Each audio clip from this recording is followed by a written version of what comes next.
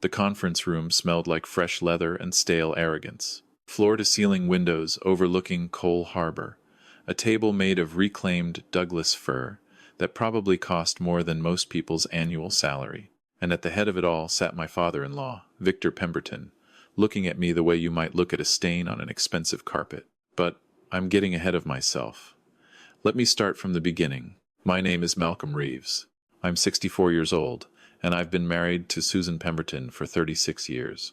We live in a modest split-level home in Burnaby, about 1,400 square feet, with a vegetable garden out back, and a garage that's mostly filled with my wife's pottery supplies.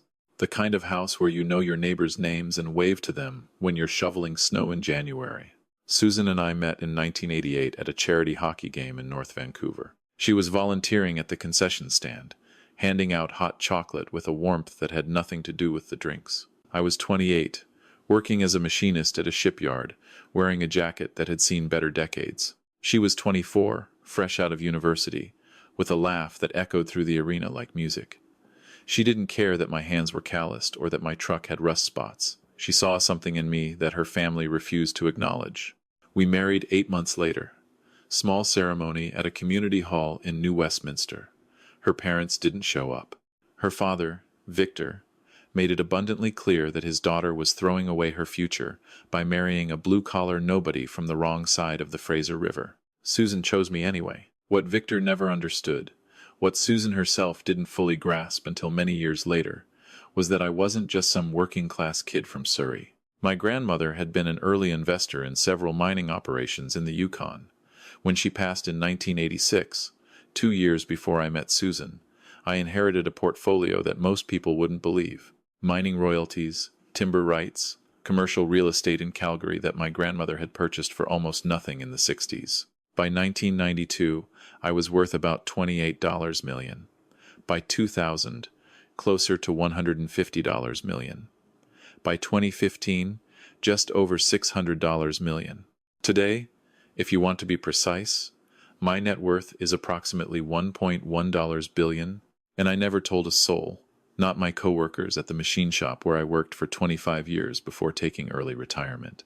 Not the guys I played recreational hockey with every Thursday night. Not even my daughter Emily until she turned 25. And especially not Victor Pemberton. Victor founded Pemberton Technologies in 1985, 3 years before I met his daughter. It started as a small software consulting firm, helping local businesses computerize their operations. By the time Susan and I married, he'd grown it into a respectable company worth maybe $8 million, with about 40 employees, and a decent reputation in the Vancouver tech scene. What Victor didn't know was that starting in 1995, I began quietly acquiring shares in his company through a numbered corporation registered in the Cayman Islands. 5% here, 8% there, always through intermediaries and holding companies, always completely anonymous.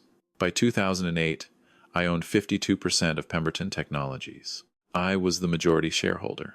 Every government contract Victor bragged about at family gatherings, every successful product launch he credited to his business genius, every expansion into new markets that he claimed proved his visionary leadership, all of it had been funded with capital I'd approved through my investment holding company.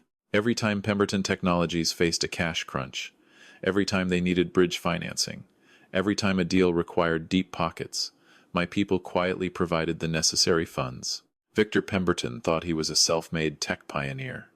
He had no idea he'd been building his empire with my money for nearly 30 years. Why did I do it? Honestly, at first it was pure business sense. Pemberton Technologies was undervalued, and I could see the potential in their enterprise software division. The returns were excellent. But as years turned into decades and Victor's contempt for me never softened, it became something else. A quiet insurance policy, a trump card I never planned to play. Until last month, it started with a text message from Susan. Just 4 words. Dad wants to see us. In 36 years of marriage, Victor had invited us to his home exactly 5 times. Susan's mother's funeral, Emily's high school graduation, Susan's 50th birthday, where he spent the entire evening complaining about the catering, and twice for Christmas dinners that felt more like interrogations than celebrations. When I got home that evening, Susan was sitting at the kitchen table, her hands wrapped around a cup of tea that had gone cold. "He called it a family celebration," she said. "Something about the company. He wants everyone there. You, me, Emily, Douglas." Douglas was Susan's younger brother.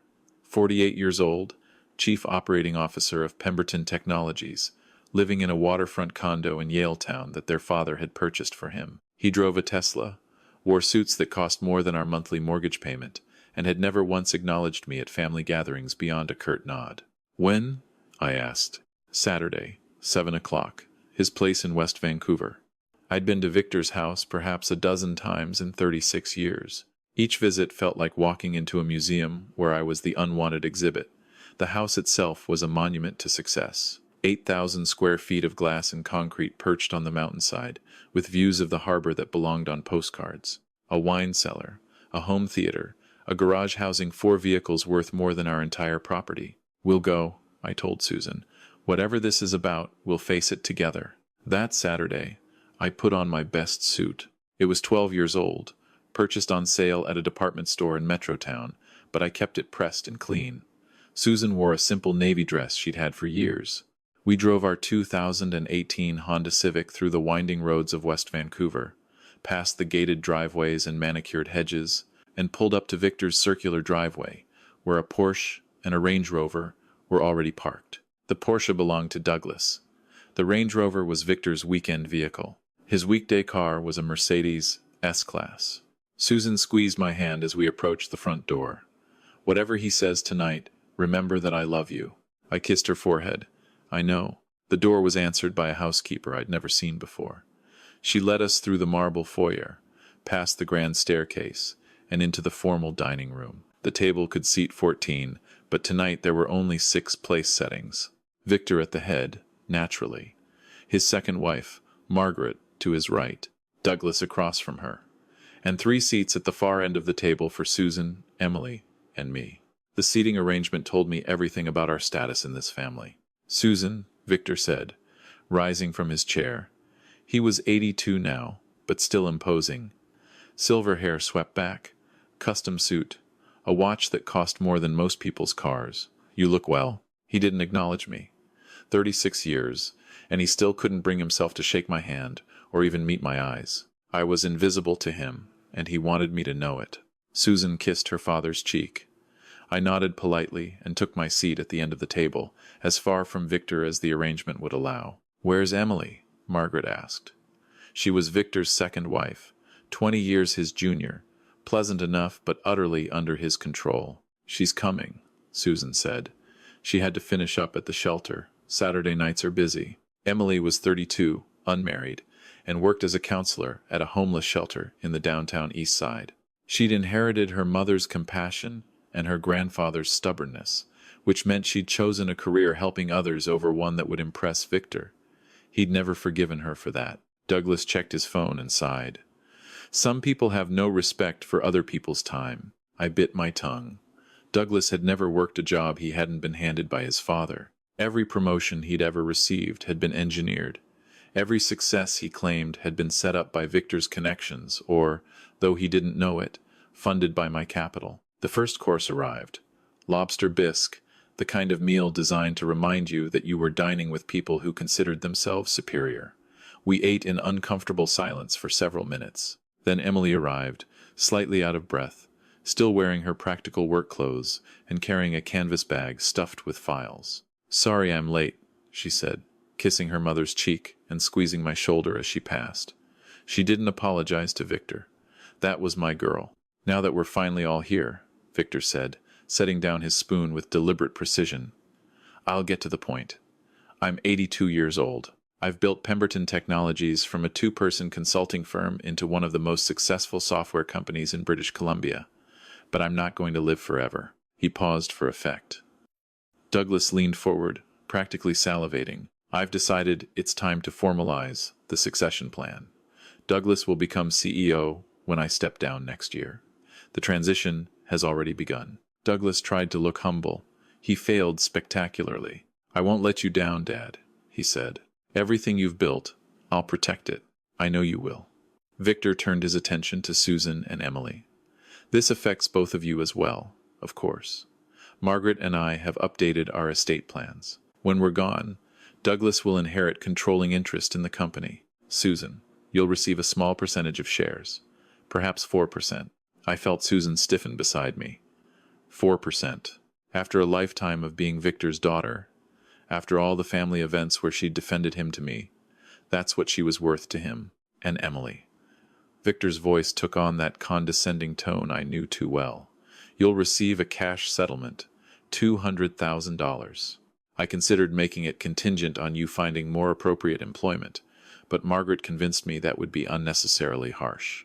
Emily's face remained carefully neutral. How generous, grandfather. Victor missed the sarcasm entirely, or perhaps he simply didn't care. I've also given thought to Catherine's financial security. He finally looked at me, his eyes cold. Malcolm, I assume you've been putting something aside for retirement? It was the first time he'd addressed me directly all evening.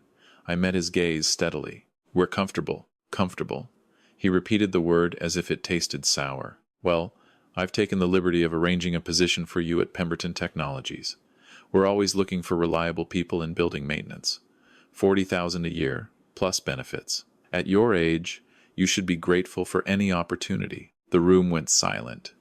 Even Douglas looked uncomfortable, though whether from embarrassment or suppressed amusement, I couldn't tell. Susan's voice was sharp. Dad, Malcolm doesn't need. It's fine, I said quietly, squeezing her hand under the table. Let him finish. Victor looked pleased. He thought I was accepting my place, acknowledging his authority. The position starts in February. You'll report to our facilities manager. I expect punctuality and a positive attitude. Can you manage that? 36 years. 36 years of walking into rooms and watching him turn away, of listening to him explain to his business associates that his daughter had married a machinist, pronouncing the word like it meant something shameful, of enduring his looks of pity, his subtle jabs, his absolute refusal to acknowledge that I might have any worth as a human being. I'd never wanted to do this, never wanted to prove anything to him. The money had never been about status or revenge. It was about security, about helping others quietly, about ensuring that Susan and Emily would always be protected. But as I sat there, watching him offer me scraps from his table like I should fall to my knees in gratitude, something shifted inside me. A wall I'd built over decades began to crumble. That's thoughtful of you, I said calmly. But I'll have to decline. Victor's eyebrows rose. I'm sorry? I said, I'll have to decline. I'm not interested in the position. Not interested? He laughed, a short, dismissive sound. Malcolm, you're 64 years old. You spent your career working with machines. You have no education, no skills relevant to today's economy. I'm offering you a lifeline here, and you should be grateful. I appreciate the thought, but I'm quite happy with my current situation. Douglas jumped in, his tone dripping with false concern. Malcolm, maybe you don't understand what's being offered here. 40,000 isn't nothing. With benefits, a pension plan. I understand perfectly, I said. I'm simply not interested. Victor's face began to redden. Not interested. Do you have any idea how many men your age would beg for this opportunity? I'm trying to help you finally contribute something to this family, instead of being a constant drain on my daughter. Dad, stop it. Susan's voice cracked. No, he needs to hear this. Victor was fully wound up now, decades of contempt spilling out. 36 years. Malcolm. 36 years of watching you drag Susan down to your level, living in that shabby little house, driving that embarrassing car, never giving her the life she deserved, never giving Emily the advantages she should have had. Victor. Margaret's voice was soft but urgent. Perhaps this isn't the time. It's exactly the time. I've held my tongue for 36 years out of respect for Susan. But if he's going to sit there and refuse my generosity with that smug expression. What smug expression? Emily interrupted. He's just sitting there, grandfather. You're the one who seems upset. Stay out of this, Emily. This is between the adults. She is an adult, Susan said, standing. We're leaving. Sit down, Susan. We're not finished. Yes, we are. You just offered my husband a job as a janitor and called him a drain on the family. We're done. I stood up slowly. The room had gone very quiet. Even the sound of distant traffic seemed to fade. Actually, I said, I think there might be a few things we should clear up before we go. What could you possibly have to clear up? Victor's voice was thick with contempt. I pulled out my phone, opened my email, and found the message I'd prepared that morning, after Susan told me what this dinner would really be about. I'm talking about Pemberton Technologies.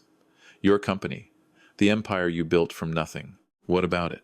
Well, that's not exactly accurate, is it? You didn't build it from nothing. You built it with considerable help from outside investors, including your majority shareholder. Victor waved dismissively. The company has institutional investors. That's standard practice for any successful business. True, but one investor holds more shares than all the others combined. 52%, to be precise. I paused. Have you ever wondered who that investor might be? For the first time, uncertainty flickered across Victor's face. That information is protected by privacy agreements. It's confidential. It is. But I can tell you who it is, if you'd like to know. Douglas laughed nervously. What are you doing, Malcolm? You're embarrassing yourself. I turned my phone toward Victor, showing him the email on the screen. It was from my lawyer, sent to Pemberton Technologies Corporate Counsel approximately 60 seconds ago. The subject line read, Notice of Beneficial Ownership Disclosure Urgent. Victor's face went pale as he read. His hand actually trembled as he reached for his reading glasses. What is this? He whispered. That's a formal disclosure of beneficial ownership. As of this morning, Reeves Capital Holdings has filed the necessary paperwork with the British Columbia Securities Commission to reveal its ownership stake in Pemberton Technologies. I let that sink in for a moment. Reeves Capital Holdings owns 52% of your company, Victor. I am Reeves Capital Holdings. The silence that followed was absolute. I could hear my own heartbeat. That's impossible, Victor finally said. It's not. I've been your largest shareholder since 2008. Before that, I held smaller positions, going back to 1995. Every major expansion you've undertaken in the last 30 years was funded with capital I approved. Every time the company faced a cash flow crisis, my investment team injected the necessary funds. The government contract in 2010, the acquisition of that cloud computing startup in 2018, the new headquarters you built in 2021, all funded with my money. Douglas grabbed his father's phone, read the email himself. This is fraud. This is some kind of scam. Malcolm doesn't have this kind of money. It's impossible. Is it? I pulled up another document on my phone. My most recent financial statement from my accountant. This is my portfolio, Douglas. Diversified investments across mining, real estate, technology, and renewable energy. Pemberton Technologies represents approximately 4% of my total holdings. Susan was staring at me, not with anger, but with something I couldn't quite read. Wonder, perhaps, or disbelief. Malcolm, she said softly, why didn't you ever tell me? Because it didn't matter. The money never changed who we were, Susan. We were happy in our little house in Burnaby. We raised a wonderful daughter. We built a life together. That was always worth more than numbers in an account. But you let my father treat you like she couldn't finish. I let your father think what he wanted to think. His opinion of me was never based on reality. It was based on his own assumptions. Nothing I said would have changed his mind. He had to choose to see me, and he never did. Victor found his voice again. This is a trick, some kind of elaborate deception. I would have known if you were my majority shareholder. Would you? When's the last time you actually reviewed your shareholder registry? The filings are public record, Victor. They've been there for years. You just never bothered to look because you assumed someone like me could never be someone like that. I buttoned my suit jacket and stood a little straighter. The email you just received includes an invitation to an emergency board meeting Monday morning at 9 o'clock. As the majority shareholder, I'm calling for a vote on the current leadership structure. Given the company's recent performance issues and the concerns several board members have expressed to me privately about questionable executive decisions, I expect the vote will not go in your favor. You can't do this, Douglas said, his face now matching his father's shade of gray. Dad built this company. He built it with my money. And frankly, he's been making increasingly poor decisions. The failed expansion into the American market that cost the company $12 million. The sexual harassment lawsuit that was settled quietly last year. The executive bonuses that were approved while frontline staff received no raises for 3 consecutive years. Should I continue? Victor's voice was barely audible. You bastard. I gave you a chance tonight. A job. A way to finally have some dignity. And this is how you repay me? Repay you? I almost laughed. Victor, I don't owe you anything. You've spent 36 years making it clear that I wasn't good enough for your daughter. That I was an embarrassment. A burden. Well, here's the truth. I've been subsidizing your lifestyle for 3 decades. That Porsche in your driveway? Purchased with dividends from my investment. This house? The mortgage was refinanced in 2016 with a loan my holding company approved.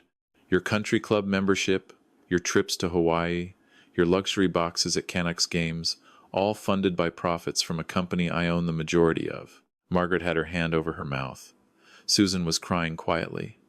Emily looked like she was watching a movie she couldn't quite believe was real. Douglas stood up abruptly. We'll fight this. We'll take you to court. You'll what, Douglas? Sue me for being a successful investor? Challenge my ownership in a legal proceeding where every detail of how I acquired those shares will be examined and found to be completely legitimate? Please, go ahead. I have excellent lawyers.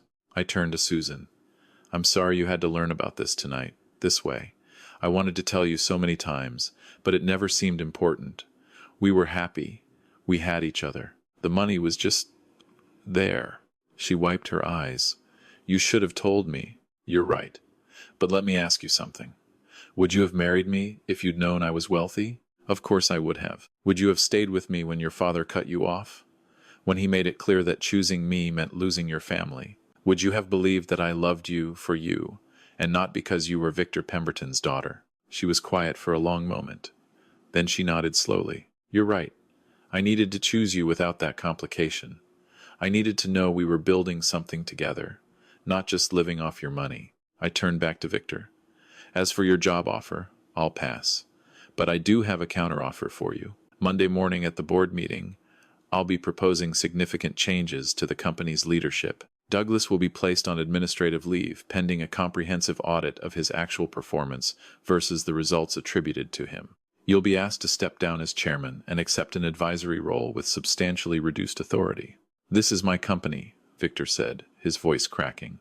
No, it's our company, and I've been a silent partner long enough. I paused. But here's my offer. Resign gracefully on Monday. Accept the advisory position. Make a public statement about wanting to focus on family and philanthropy. Do all of that, and I'll ensure you retain a generous compensation package and your dignity. Refuse, and the board will vote you out anyway, but with far less grace. Why? Margaret asked, suddenly.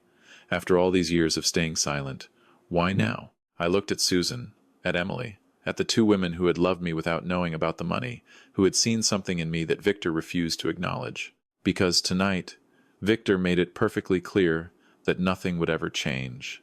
He would always see me as less than, as someone to be pitied and condescended to. I met Victor's eyes directly, and more importantly, he made it clear that he sees his own daughter the same way.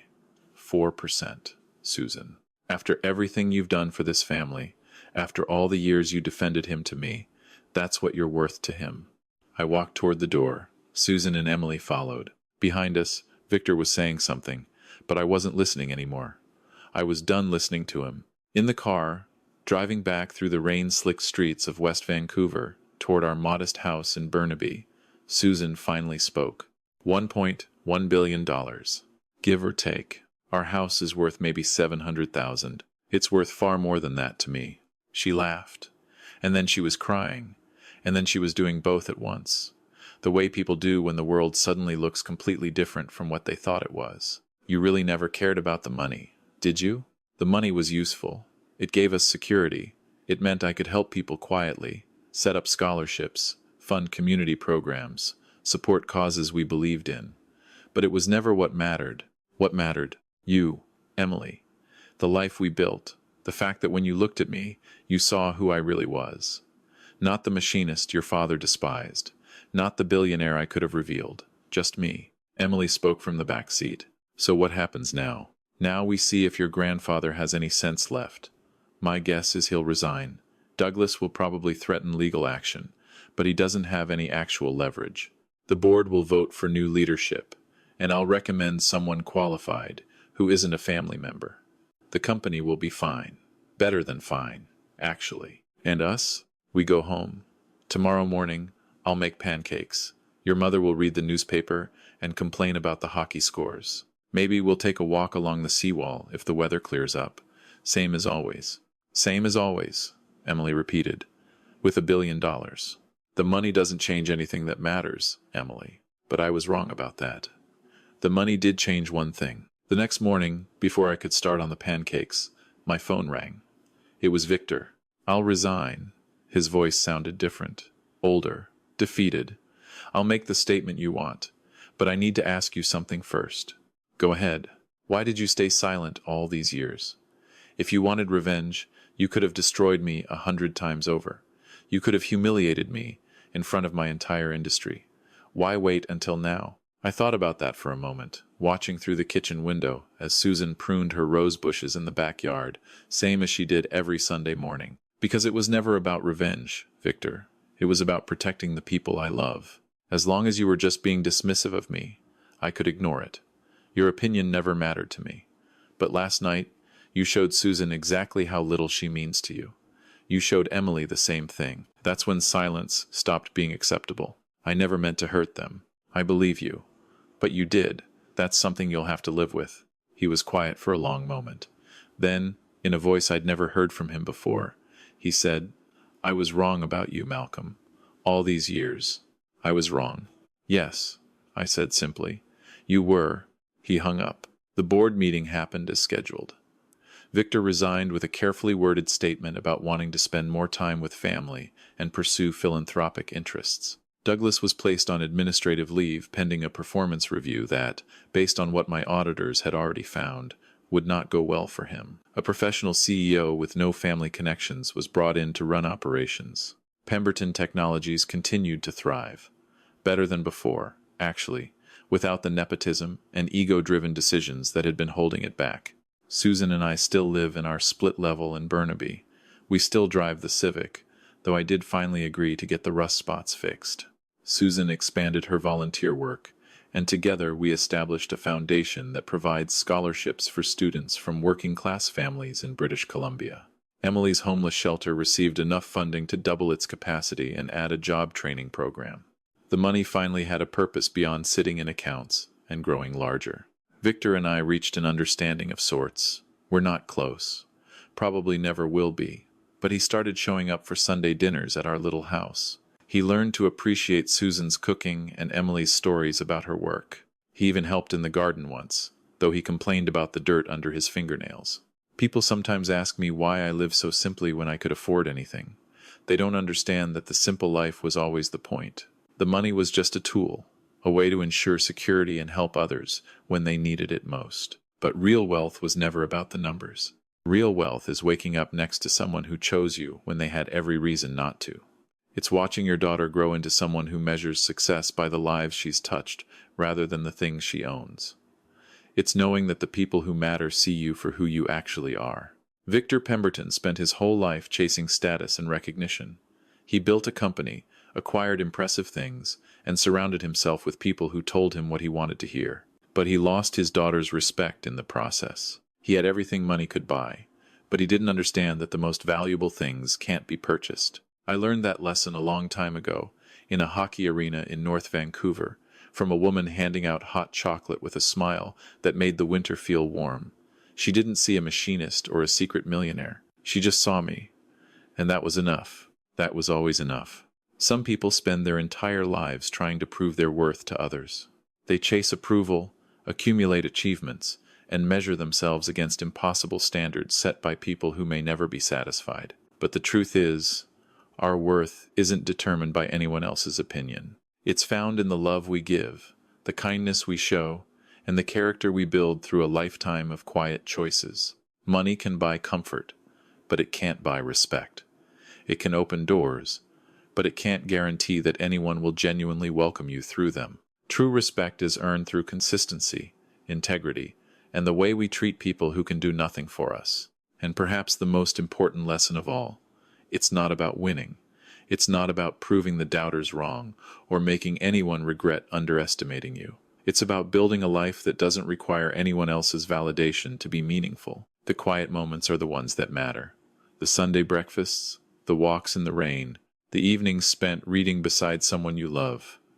These are the investments that compound over time, the ones that pay dividends no stock portfolio can match. In the end, we're not remembered for what we accumulated. We're remembered for how we made people feel, for the lives we touched, and for the moments when we chose connection over conquest, love over pride, and authenticity over appearances. That's the real measure of a life well lived.